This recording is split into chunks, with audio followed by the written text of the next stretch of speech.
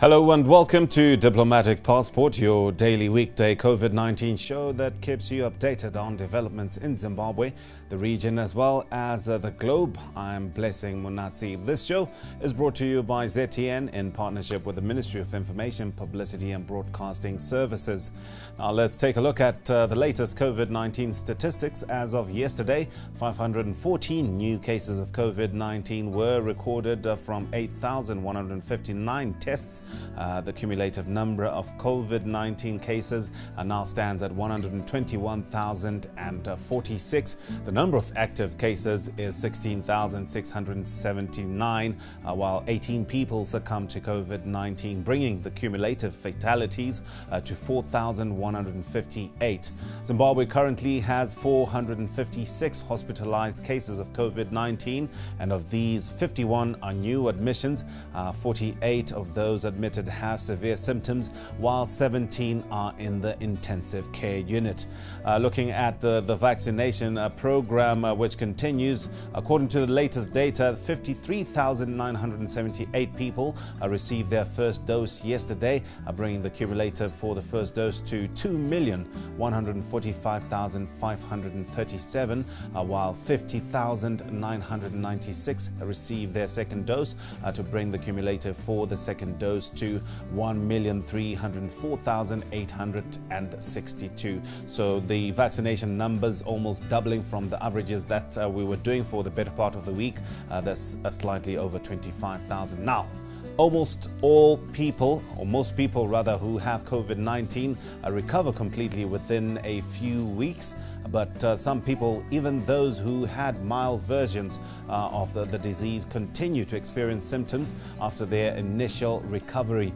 These people have become to be described as long haulers, and the conditions have been called post-COVID-19 syndrome or long COVID-19. These health issues are sometimes called post-COVID-19 conditions. They're generally considered to be effects of COVID-19 that persist for more than 4 weeks after you've been diagnosed with the COVID-19 virus. And we spoke to renowned award-winning journalist Lovejoy Mtongwiza, who is also a COVID-19 survivor, and he shared a similar experience with post-COVID-19 trauma. All right, so during my COVID time, when I was COVID-19 positive, I actually didn't fall sick. Like, I can't say I fell sick. It was just maybe 1 or 2 times when I felt a bit of body aches and then headaches, obviously. And then I think it was one night when I felt feverish, and that was that. I think during the 2 weeks when I was in isolation, the 14 days, yes, that's the only time that I can say I felt sick. But then after I tested negative, because I went for the retest 14 days later, after I tested negative, I went back to work as everybody does. I think 3-4 days down the line, that's when I started feeling funny. I was feeling very cold. I felt feverish. I could feel like I was dying inside. It felt like pneumonia at some point, because I also had stomach cramps, then terrible headaches. My joints were very painful. It felt like I was actually sick from COVID now. It felt like this is COVID. And funny enough, I hadn't felt any of that during the time that I was supposed to be sick. But after now, that's when I felt all this. My body was just aching, especially during the night. I could sweat. Like, I could go from a process of being too cold, extremely cold, and then I would put on my jackets and then probably wrap myself with blankets and get in bed.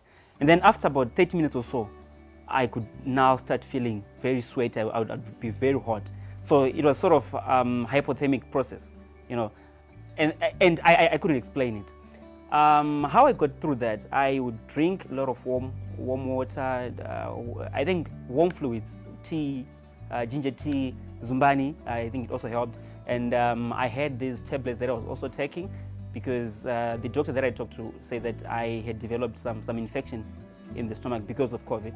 And the doctor that the doctor that tested me, he said that this was a Delta Delta variant. I don't know how they found out, but yes, that's what they said. So when I went back, they explained to me that this is what is part of the long COVID thing. I don't know what they're calling, long COVID. So yeah, I felt sick during those days. I think I went for like a week. Even my appetite was low. I couldn't even eat.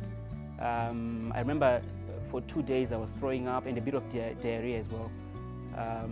I think generally that's how I felt, I think, post-COVID. Oh yes, I lost my sense of smell and taste. I think for a day and a half or so. It wasn't long. It was during that time that I couldn't eat. I didn't even want to see food. I think the only thing that got me going were maheo and milk. Those are things that I was eating and drinking, and also maputi. I think that's what took me through, I think, for those 3, 4, 5 days that I felt sick. I wouldn't say to COVID patients per se, but I think to those who are taking care of COVID patients, you need to be, one, very patient with them. You need to provide support systems for them. It is very, very important that someone feels loved during that time, because you feel alone. Unfortunately for me, I stay alone, so I was alone throughout the whole time. I remember my aunt, she wanted to come home, and then I would say, no, please don't. But then the support that I got through calls from colleagues, calls, text, that encouraged me. People calling and saying, you know what, you'll be fine, you'll be fine. And also, I think one of the most important things, and now I'm talking to the patients, stay away from the internet. Stay away from reading too much about COVID, because you get a lot of new information every day, and that could damage you. So just focus, find something, a pastime, maybe movies. If you're still going to work, or if you're still working from home, please do so.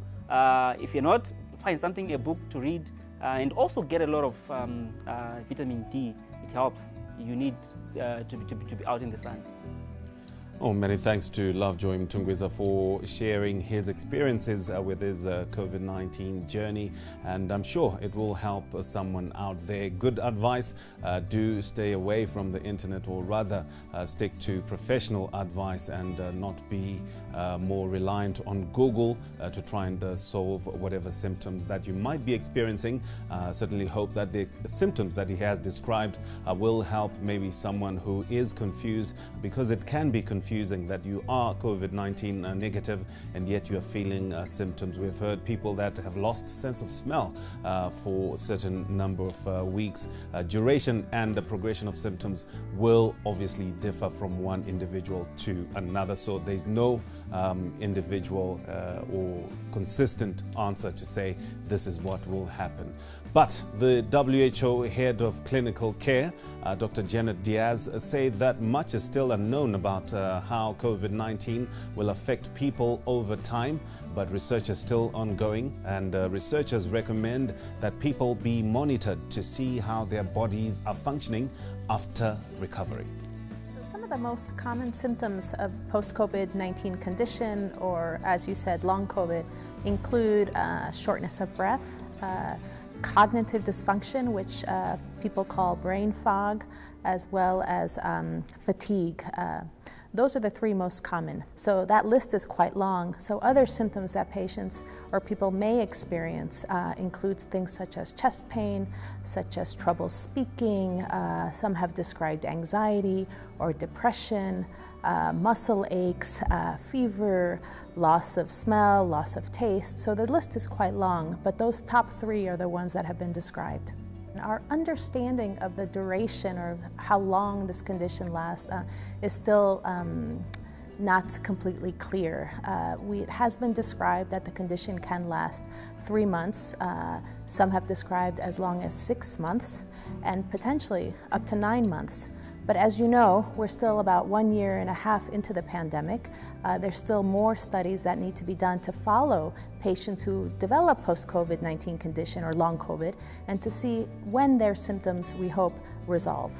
Any patient or person who develops post-COVID-19 condition should go seek care. The care pathways should be multidisciplinary in nature, meaning that they can include your primary care provider, as well as relevant specialists, rehab professionals, social care workers, psychosocial workers, mental health professionals, and that's the type of care people with post-COVID-19 condition should receive. In regards to specific treatment, we don't yet have one. The reason is because we don't yet understand why this develops. So as we're learning more about the actual reason or mechanism of the disease developing, then we hope to have a specific treatment. So there's still a lot to learn about the impacts of vaccination and post-COVID-19 condition.